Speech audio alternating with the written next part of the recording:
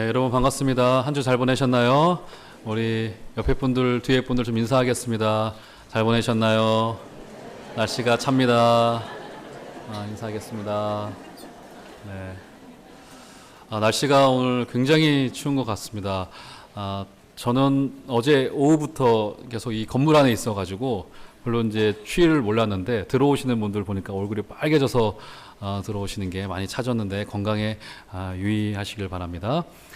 오늘은 지난주에 이어서 지난주도 우리 환자에 대해서 좀 살폈는데 오늘도 또 다른 환자에 대하여 요한복음 5장의 말씀을 가지고 한번 살피면서 은혜를 나누고자 합니다. 지금은 우리가 많이 지금은 이제 잦아들었는데 한때 우리나라에서 그 복권 사업이 굉장히 성행했었습니다. 아마 여기서도 현재 구매하고 계신 분들이 계신지는 모르겠습니다. 제가 이제 전공이 대학에서 수학을 했습니다. 한 번은 통계학 교수님이 이 복권에 대한 것을 통계학적으로 설명을 해주시더라고요. 그러면서 제가 과정은 전혀 기억이 나지 않는데 그 결론은 뭐냐면 절대로 복권 이 사업자들은 이 수익에서 실패를 하지 않고 반드시 이길 수밖에 없고 그리고 소수의 사람에게 많은 돈을 이렇게 몰아줌으로써 이렇게 뭔가 이렇게 전시가 되면서 사람들에게 복권 사업이 훨씬 더 성행하게 하는 큰 효과가 있다라고 하는 것을 수치로서 통계학적으로 절대로 이게 복권 사업자는 실패할 수 없다 이런 것을 설명했던 기억이 납니다. 아마 여러분 주위에서 그 복권에 당첨되신 분들 혹시 보신 적 있으신가요? 5,000원 만원짜리 말고요. 9,500원짜리 샀는데 만원짜리 되고 뭐 이런 거 말고요. 1등, 2등을 저는 뭐 못 봤습니다. 못 봤고요. 한 번도 보지를 못했고 아주 극소수의 인원만이 아주 어마어마한 돈을 타가면서 그 돈 때문에 그 사람의 인생이 바뀔 수 있다라고 하는 그러니까 노력 없이 받은 돈이 한 사람의 인생을 바꿀 수 있다라고 하는 왜곡된 가치관도 심어줄 수 있는 그런 기대 심리가 이런 사업이 계속 번창하게 만드는 요인이지 않을까 이런 생각을 해봅니다. 오늘 읽었던 이 요한복음 5장의 이 말씀의 주인공과 여기에 나와 있는 환자도 사실은 비슷한 이야기를 해줍니다. 어떤 대박 신화를 믿고 허탄한 신화를 한 가지 붙들고 베데스다라고 하는 연못가에 와 있었던 한 사람의 이야기를 우리가 볼 수 있습니다. 그는 오늘 5절에 보면 무려 몇 년 동안을 병으로 고생한 사람입니까? 무려 38년 동안을 병으로 고생한 사람입니다. 성경이 이를 38년 동안 병으로 고생한 사람이라는 것에서 우리는 이 사람이 태어날 때부터 장애를 앓았던 사람은 아니고 후천적인 장애를 38년 동안 앓았던 사람인 것을 알 수 있고요. 이 38년이라고 하는 이 어마어마한 세월, 이게 상상이 되질 않습니다. 아마 이제 그 환자를 가족으로 두신 분들은 좀 아실 텐데 처음에는 어떻던가요? 이제 예를 들어서 암에 걸렸습니다. 그러면 한 달, 두 달, 한 1년, 2년 정도까지는 좀 고쳐보려고 하다가 호전되는 상황이나 증세가 나타나지 않으면 굉장히 환자가 힘들어지죠. 그런데 환자도 힘들어지지만 그 환자의 그 가족들이 사실 굉장히 힘듭니다. 이 병이 길어지다가 보면은. 저도 이제 아버지께서 워낙에 이제 제 초등학교 이제 고학년부터 고등학교까지 굉장히 안 좋아지셨어요. 제가 이제 중고등학교 때 제 아버지를 모시고 병원에 들락날락 했던 그런 기억이 굉장히 많은데 제가 고등학교 2학년 정도 됐을까요? 기억에. 아버지를 병원에 다시 한번 입원을 위해서 모시고 이제 갔습니다. 그때는 이제 이미 육체적으로도 많이 무너져 계셨고 정서적으로 힘드신 상황이었었습니다. 그 말이 잊히질 않네요, 지금. 뭐라고 말씀하셨냐면 저한테 상현아, 나는 더 이상 괜찮아질 수 없어. 이렇게 말씀하시는 것에서 환자였던 본인도 힘들었지만 그 말을 듣는 가족들의 그 심정이라고 하는 것은 저는 길면 길죠. 한 7, 8년, 10년 가까운 이제 아버지의 그런 아프셨던, 투병하셨던 그 세월이었지만 38년을 홀로 이 병을 견뎌야 했던 그리고 지금 이가 베데스다 연못에 혼자 와 있는 것에서 그는 이미 가족들이 다 떠났고 그 홀로 정말 이 저주받은 몸과도 같은 그의 몸뚱아리를 이끌고 지금 한 연못가에 와 있는 것입니다. 이렇게 세월이 길어지다 보면은 자연스레 어떤 현상들이 벌어집니까? 미신을 믿으러 쫓아다니거나, 우리도 그렇잖아요. 용하다고 하는 분의 기도를 받으러 가거나, 그래도 잘났지 않죠. 그렇지 않습니까? 뭔가 미신적인 것에 기대거나 대박 신화에 기대거나 이상한 소문을 듣고 그 길을 쫓아가기도 합니다. 우리도 예전에 지금도 하는지는 제가 잘 모르겠습니다만, 저 포천에 한 기도원이 굉장히 거기가 병이 많이 낫는다는 소문으로 또 실제로 병이 낫기도 했고, 근데 사실 낫지 않는 분도 많았습니다. 그리고 불과 몇 년 전에는 서빙고에 있는 그 교회에서 화요일마다 집회를 하면은 거기에 치유가 많이 일어나더라라고 하는 소문을 듣고 그분이 하는 집회에도 참여해보고, 저랑 이제 잘 알았던 분들도 몇 번 그 집회에 참여하기도 하시고 그러셨습니다. 이렇게 여러 가지 것들을 시도하다 안 되면은 어떻게 하죠? 정말 이제 마지막으로 해볼 수 있는 이상한 소문에 매여서 가보기도 합니다. 오늘 이 환자도 마찬가지입니다. 이 환자가 아마 38년 동안 그가 병을 앓고 장애를 앓으면서 그가 해보고 싶었던 것들을 전부 다 해보았을 겁니다. 재산도 탕진했고 의사도 찾아갔고, 그러다가 어떻게 되죠? 가족들이 하나둘 떠나가서 자기 홀로 남아서 이제 마지막 소망이라고 붙잡고 온 것이 베데스다 연못가에 지금 와 있습니다. 자, 그런데요, 이 베데스다 연못가에 있는 이 지금 현장을 성경이 잘 설명을 좀 해주고 있는데, 오늘 2절과 3절을 한번 보시면, 다 같이 한번 2절 3절 한번 읽어볼까요? 다 같이 한번 읽어보도록 하겠습니다. 시작. 예루살렘에 있는 양문 곁에 히브리 말로 베데스다 하는 못이 있는데 거기 행각 5이 있고 그 안에 많은 병자, 맹인, 다리 저는 사람, 혈기 많은 사람들이 누워 물의 움직임을 기다리니. 여기에서 보면요, 병자들이 그 베데스다 연못가에 많이 모여왔는데 그 병자들을 3가지의 부류로 설명을 합니다. 여기 보면 3절에 보시면 그 안에 많은 병자들이 있는데, 첫 번째 맹인 그룹이 있고요. 두 번째 누구죠? 다리 저는 사람, 이 38년 된 병자들처럼 다리 저는 사람 혹은 앉은뱅이들. 세 번째는 혈기 많은 사람들이 누워 있다고 좀 특정하여서 그 베데스다 연못가에 모여있던 환자들을 설명을 합니다. 이 3그룹의 환자들은요, 3그룹의 환자들을 이렇게 적시함으로써 당시의 시대상을 우리가 조금은 알 수 있습니다. 맹인은요, 그때 당시는 지금처럼 안약이 발달하지 않았습니다. 당시 팔레스타인 지역은 모래바람이 많이 날렸기 때문에 이게 나이가 조금만 들어가면 눈이 금세 이제 힘들어졌다고 합니다.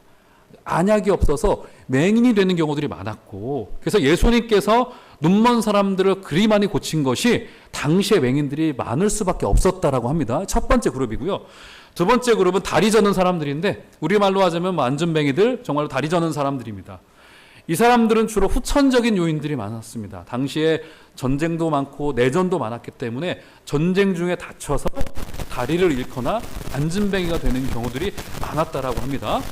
자, 세 번째는 혈기 마른 사람입니다. 혈기 많은 사람은요, 지금 우리의 의학용어로 정확한지는 잘은 모르겠습니다만 이 순환기 계통에 문제가 있는 사람들, 혈액이나 심장이나 이런 데 문제가 있는 사람들인데, 중풍이나 이런 거죠. 지금도 이 병이 무섭지만 당시는 이 혈기 마른 사람들의 병은 전혀 고칠 수 없는 병이었습니다. 자, 그렇기 때문에 맹인, 다리 저는 사람, 혈기 많은 사람들을 종합을 해보자면 당시의 시대상을 알 수 있습니다. 여기 지금 베데스다에 모여있는 병자들은 어떤 사람들이냐면, 대다수 그들의 사회적인 환경, 그들의 기후적인 환경, 그들이 겪었던 정치적인 환경, 그들이 몸담고 있던 삶의 현장과 매우 밀접한 환자들이었고요. 그리고 그들이 가지고 있는 장애와 질병이라는 게 굉장히 치명적이어서 고쳐낼 수 없는 환경이 그들을 그렇게 만들었고, 환경의 피해자들이고 전쟁의 피해자들이면서 도저히 고칠 수 없는 질병을 가진 사람들이 지금 베데스다 연못가에 우글우글 모여 있습니다. 여러분, 그들이 무엇을 했겠습니까? 고쳐보려고도 했고, 괜찮아지려보고도 했고, 소망을 가져보면서 이 사람이 용하다 하면 그 의사를 쫓아가 보기도 했고 어제 용하다는 사람을 쫓아가 보기도 했었으나 그러나 이제 어떻죠? 고칠 수 없었고 수십 년의 세월을 거쳐오면서 이제 여러분 베데스다가요 은혜의 집이라는 뜻을 가지고 있습니다. 자비의 집이라는 뜻을 가지고 있어요. 자비의 집이라고 불리는 연못가에 물이 한번 동하면 천사가 내려와서 병을 고쳐준다는 여러분 사실이 아닙니다. 소문, 신화를 듣고 한번 여기서 한번 고쳐보고자 인생의 막장과도 같은 사람들, 좀 막말을 하자면 인생의 막판이 된 사람들이 베데스다 연못가에 와서 지금 우글우글우글 모여있는 것입니다. 4절에 보시면요 이렇게 말합니다. 제가 한번 읽어드리면 이는 천사가 가끔 못에 내려와 물을 움직이게 하는데 움직인 후에 먼저 들어가는 자는 어떤 병에 걸렸든지 낫게 되미러라. 이것은 여러분 소문입니다. 신화고요. 그런 소문을 듣고 확인되지 않은 소문, 정리되지 않은 정의를 붙잡고 여기에나 고침이 있을까 하고 인생의 막장에 있는 사람들이 지금 찾아오고 있는 것입니다. 베데스다가 은혜의 집이라는 뜻을 가지고 있음에도 불구하고 지금 여러분 그 그림을 한번 상상해 보세요.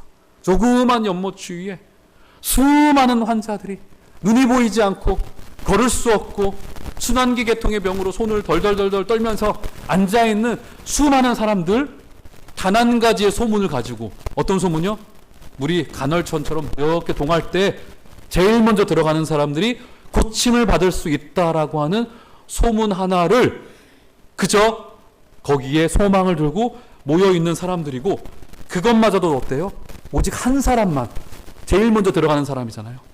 제일 한 사람만 고침을 받을 수 있다라고 하는 소문을 가지고 거기에 모여있는, 명칭은 은혜의 집인데 사실은 지옥과도 같은 아주 끔찍한 모습으로 베데스다 연못 주위에 사람들이 인산인해를 이루고 있습니다. 여러분 지금 이 이야기에서요, 이 그림에서 어떤 그림이 보이십니까? 우리들의 이야기죠. 지금 우리들의 이야기. 그렇지 않습니까? 여러분 우리는요, 일종의 신화와도 같은 이야기들, 소문의 이야기를 사실로 믿고 달려내고 있습니다. 성공을 하기만 한다면, 저 자리에 다다를 수만 있다면, 저 위에 올라갈 수만 있다면 우리의 인생이 괜찮고 좋아질 수 있고 그리고 더 나은 삶으로 갈 수 있다라고 하는 막연한 기대 심리를 가지고 인생을 베팅하는 사람들이 굉장히 많이 있습니다. 여기서의 단 한 가지의 확인된 사실은 많은 사람들이 그렇게 하고 있다는 사실 외에는 그런 어떤 것도 여기서 확인되지 않았습니다. 누가 그 자리에 올라가면 괜찮은 인생이라고 정의할 수 있습니까? 누구도 정의하지 않았습니다. 누구도 그것을 사실이라고 역사 속에서 증명한 사람 없었고요. 거기에 올라간다고, 저 사람보다 더 높은 곳에 간다고, 그리고 많은 것을 소유한다고, 더 나은 삶이라고 누구도 정의하지 않았는데, 많은 사람들이 그렇게 거기에 모여 있으니 그것이 사실인 것인 마냥 많은 사람들이 달려내고 있습니다. 특별히 우리나라에서는요, 우리나라는 또 이 전투력이 좋잖아요. 경쟁심이 좋고요. 이 물질문명이라는 이 재료를 가지고 우리의 경쟁심이라는 이 전투력이라고 하는 이 기름을 붓습니다. 활활 타오르면서 어떻게 됩니까? 그 삶이 괜찮은 삶일 거라고 사람들이 전부 다 달려내면서 현대판 베데스다에 달려내고 있고 거기로 우르르르 모여들고 있는 사실을 우리가 봐요. 성공에 목을 매고요. 이것이 되지 않는다면 마치 잘못된 인생인 것처럼 그렇게 달려내고 있는 것을 많이 봅니다. 여기에 이제 우리가 가지고 있는 승부욕들, 경쟁심들. 여러분, 저도요, 좀 얼굴이 좀 제가 좀 샌님처럼 생겨가지고 좀 오해를 받는데, 우리 한 2달 전인가 우리 노회 남전도회 연합회 체육대회를 했습니다. 우리 장로님들 모시고 체육대회를 했는데, 저희가 어느 교회였나 어느 팀이었나 어느 교회인지 이름은 잘 기억이 잘 안 나는데 우리 교회가 이기고 있다가 역전패로 졌습니다.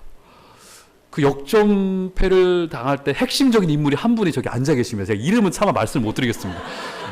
한 분이 앉아 계세요. 스스로 알고 계세요. 그분이. 당신 때문에 졌다. 어쨌든 좋습니다. 그랬더니 제가 또 승부욕이 좀 있어가지고 지니까 이렇게 제가 막 갑자기 이렇게 그날이 이제 우리 교인들하고 거의 제가 첫 대면 하는 일이라서 부임하기도 전에 근데 막 제가 승부욕을 막 발휘할 수가 없잖아요. 근데 꾹꾹 눌러가지고 참았던 저 기억이 납니다.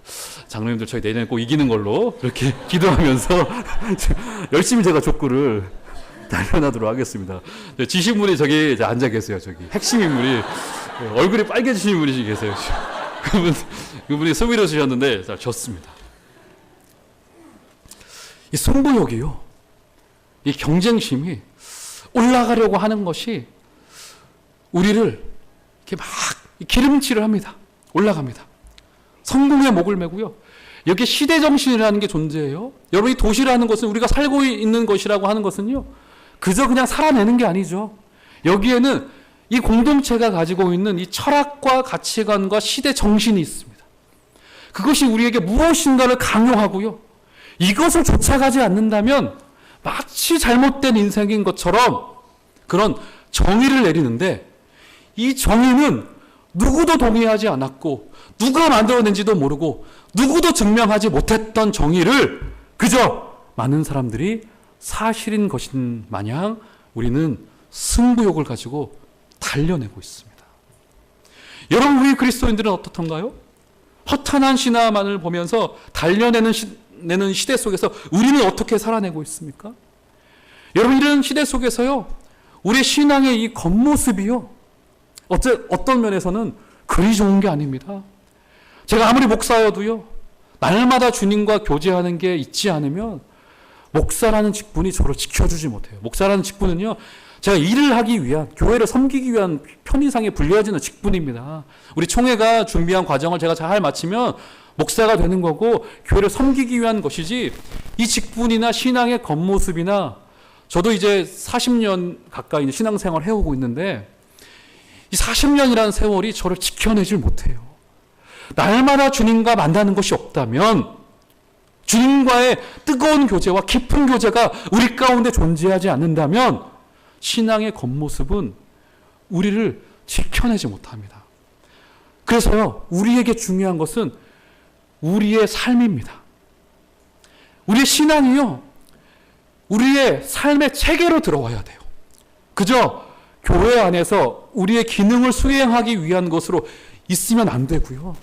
정말 이 신앙이라는 것이 우리의 생각과 우리의 판단의 기준과 사람을 대하는 태도와 사랑하지 못했던 사람들을 사랑하게 되는 그 힘이 우리 신앙 가운데 있어야 된다고요. 그래서 바울이 고린도 교인들에게 어떻게 말했습니까? 십자가의 도는 하나님의 능력이라. 왜요?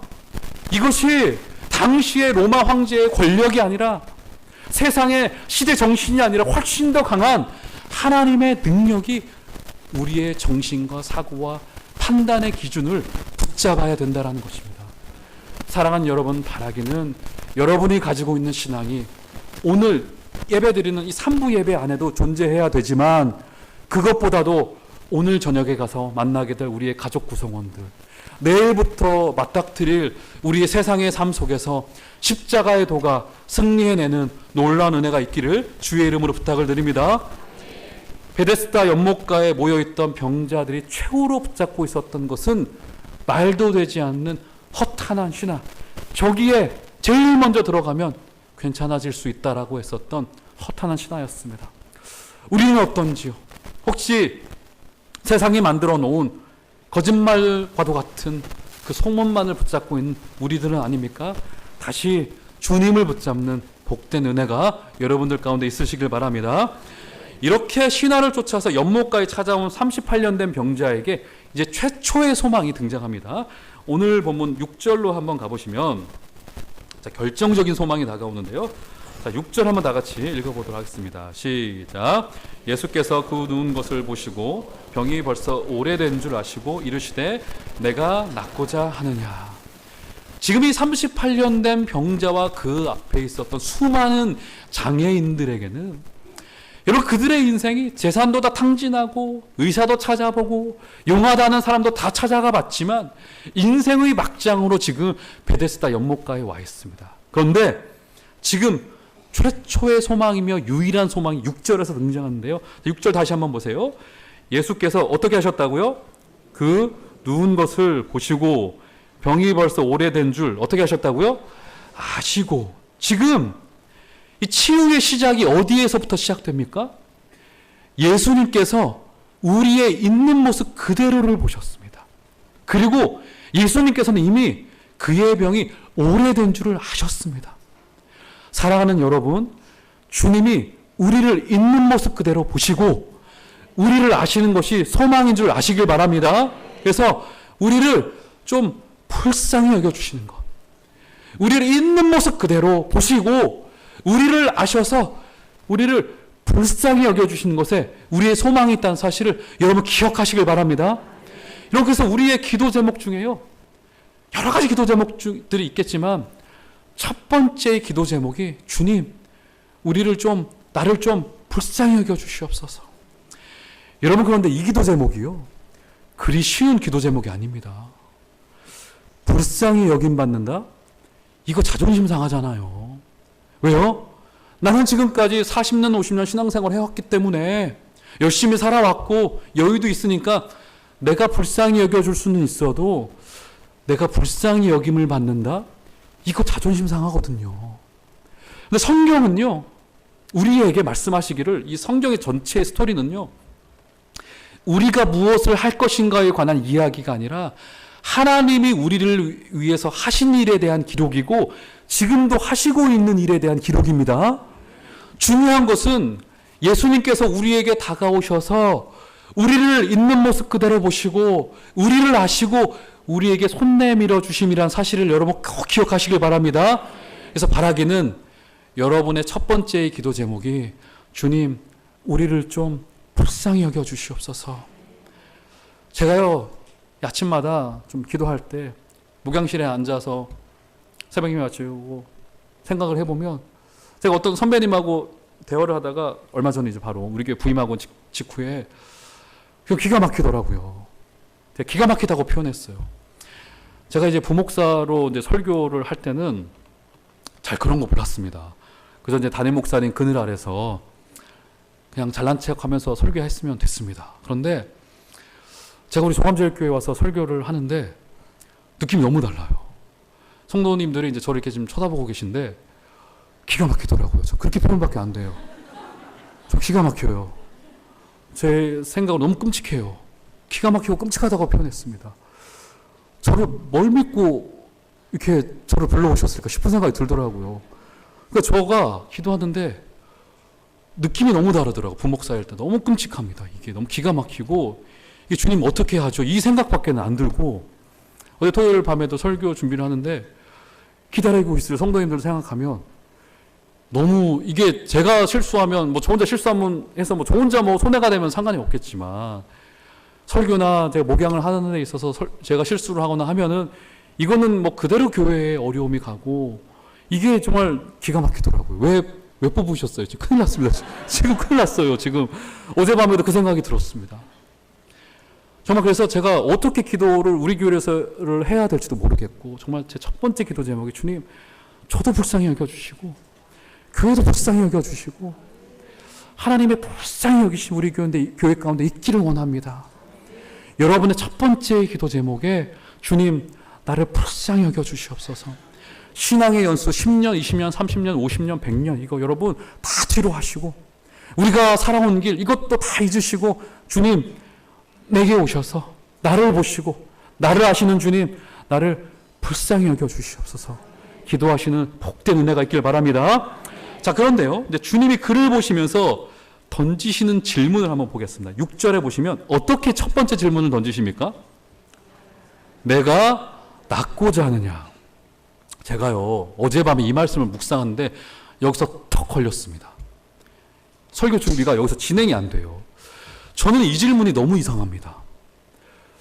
여러분 한번 생각을 해보세요. 38년 된 병자가 인생의 스토리를 겪어서 기록되어 있지는 않지만 얼마나 험난한 세월을 겪어왔겠어요. 여기까지 왔을 때는 자연히 낫고자 하는 소망을 가지고 오지 않았을까요? 그런데 지금 주님이 내가 낫고자 하느냐라는 질문이 너무나 지극히 당연한 질문이어서 저는 이 질문에서 턱 걸렸어요. 뭔가 정말 낫고자 하느냐라고 하는 질문을 했다라기보다는 주님께서 뭔가 주님의 숨은 의도가 있지 않을까라는 생각을 해보았습니다. 그렇지 않습니까? 이 질문이 너무 황당해요. 아니 지금 당연히 낫고 싶어 하죠. 그런데 내가 낫고자 하느냐?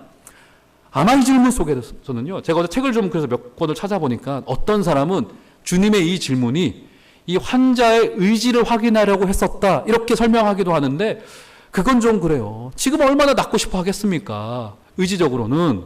그런데 그것이라기보다는 좀 이 환자의 마음속에 있었던 숨어있는 의도가 좀 있다라는 생각이 들고요. 그것이 이제 7절에 등장합니다. 자, 7절을 한번 보시면, 자, 7절도 한번 다 같이 읽어보도록 하겠습니다. 시작. 병자가 대답하되 주여 물이 움직일 때